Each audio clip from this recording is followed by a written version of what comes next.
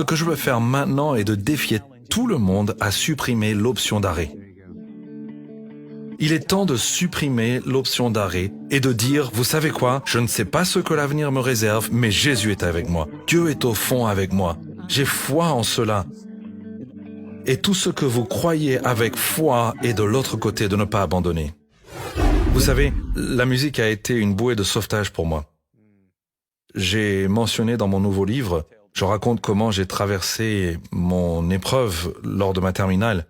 Et j'ai eu des furoncles dû à une situation de sang partout dans mon corps. Fondamentalement, j'ai dû abandonner l'école et faire l'école à la maison dans ma dernière année. Et je suis passé d'être populaire à personne et pas d'amis. Et j'avais des furoncles du haut de la tête, sur tout le corps. C'était le plus douloureux et j'avais l'air d'un monstre. Mes yeux étaient gonflés, mon nez, mes lèvres, ma bouche, mon cou, jusqu'en bas. Et à cette époque, j'allais à l'église de mon père et je devais aller à l'école parfois. Et des fois, je portais un grand manteau parce que j'étais tellement embarrassé, tellement humiliant. Et j'allais à l'école et les enfants peuvent être si cruels. Et parfois, je sautais l'école parce que les furoncles s'aggravaient. Et j'allais à cette église. J'avais une clé de l'église de mon père. Et j'entrais dans cette église et je me plaçais sous la cabine de son, sous le balcon. Et ils avaient l'habitude de mettre la cabine de son sur le balcon. Et je me couchais là-dessous et j'écoutais la prédication.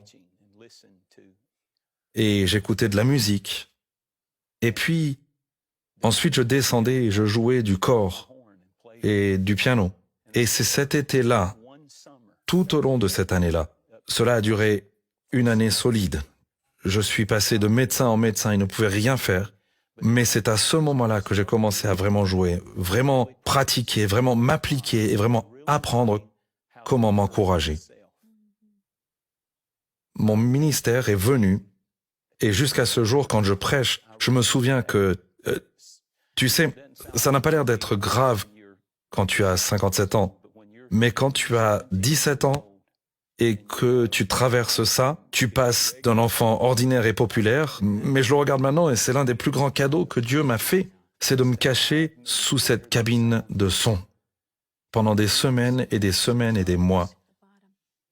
Exactement. Et quand je prêche maintenant, à ce jour, mon esprit retourne à ces moments où je me sentais, je suis devenu, je n'allais pas en public. Je remarquais l'éclairage d'une pièce avant d'entrer et j'avais tellement honte et tellement embarrassé. Et alors maintenant, quand je vois un gosse ou que je vois quelqu'un qui n'a pas les vêtements ou je vois quelqu'un qui... Mon cœur va instantanément à cette personne parce que c'était moi. Et j'ai pensé que c'était une blague que Dieu m'appelait à prêcher parce qu'il m'a appelé juste avant que je traverse cela. Et je pensais, je ne me tiendrai jamais devant les gens, je n'entrerai jamais dans une émission dans l'état dans lequel j'étais. Mais Dieu me donnait, il m'enseignait quelque chose à travers cela, qu'il agirait. Et parfois, à ce jour, quand je chante une chanson ou que je joue une chanson, je ne suis pas où je suis, j'y retourne. Je retourne à ces moments, à ces jours où l'ennemi murmurait, les démons chuchotaient. Et je vais juste le dire, tue-toi, prends ta vie. Et ça semble facile, mais à 17 ans, quand tu sais, c'est une chose quand c'est une semaine, 1 mois, 3 mois, 6 mois, vous traversez quelque chose qui ressemble un peu à une situation dans laquelle on se trouve actuellement. Tu sais, il y en a marre. Pour que Dieu dise combien de temps au Seigneur. Si vous avez déjà été dans une situation comme celle-ci où vous avez dit combien de temps Seigneur, quelqu'un a-t-il crié, combien de temps mon enfant va-t-il rester dans cet état? Sera-t-il toxicomane? Combien de temps vais-je avoir ces problèmes? Combien de temps? Mais je vous promets que Dieu est au fond. Jésus est avec vous et vous avez la foi pour cela. Mais quand je suis dans l'adoration, je me trouve... parfois, je passais la nuit à l'église et je dormais littéralement sur les bancs et je jouais aussi du piano. Et je jouais et je chantais et dans ce temps d'adoration est né mon ministère. Alors, combien de personnes vivent ça en ce moment, que hors de ce moment, hors de ce temps, Alléluia. le bout de votre corde est l'endroit où le bureau de Jésus se trouve. Vous savez combien peut-être en ce moment verront leur ministère se déclencher Les gens maintenant. vous regardent tous les deux et vous êtes un beau couple et tout ça, mais ils pensent que vous avez une vie parfaite. Ils pensent que c'est juste se montrer et faire la télé et tout ça. Et ils n'ont aucune idée. J'adore ce que tu as dit en commençant, où on est tous dans la même situation. On doit apprendre à nous appuyer sur Jésus, à comment s'appuyer sur le Seigneur. Mais je pense que ce que tu as dit était si puissant, c'est que si vous n'arrêtez pas, vous ne pouvez pas arrêter. Allez. C'est ce que tu as dit. Il ne peut pas utiliser un lâcheur, quelqu'un qui abandonne. Parce que si tu abandonnes sur toi-même, tu abandonnes Dieu. Marcus Luttrell a écrit un livre intitulé « Le survivant solitaire » et c'est assez incroyable. C'est le gars qui était le Navy SEAL et ils ont fait un film qui s'appelle « Le survivant solitaire » et je vais résumer ça, mais c'est tellement puissant parce que la première partie du livre, tout ce qu'il fait, c'est il parle de la brutalité, de la formation pour devenir un Navy SEAL. Il faut en fait des mois de préparation juste pour se qualifier pour essayer d'être un Navy SEAL. Et je veux dire, ce sont des mois et des mois de choses pénibles qui briseraient presque tout le monde. Et puis vient ce qu'ils appellent la semaine de l'enfer. Et c'est exactement ce que c'est. Je veux dire, c'est brutal. Et c'est ce qu'il dit à la fin du compte dans le livre.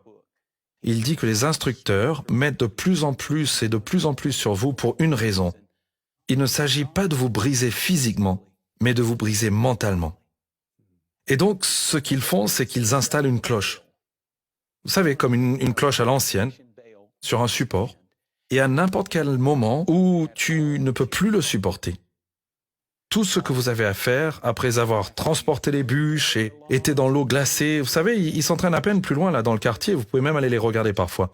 Et c'est incroyable, des heures et des heures, pas de sommeil. La semaine de l'enfer est tout simplement incroyable. Et à l'instant que tu décides, je n'en peux plus, tout ce que tu as à faire, c'est aller à la cloche. Tu dis pas un mot, tu prends la corde qui est sur la cloche et tu la sonnes simplement. Et ça s'appelle l'option d'arrêt.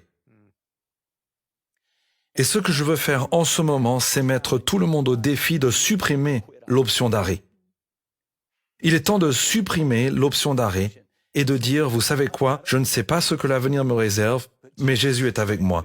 Dieu est au fond, j'ai foi en cela, et tout ce que vous croyez est de l'autre côté de ne pas abandonner. N'abandonnez pas maintenant, ce n'est pas le moment. Écoutez, la Bible dans Ecclésiaste chapitre 3 a 28 saisons. Un temps pour pleurer, un temps pour rire, un temps pour danser, un temps pour pleurer.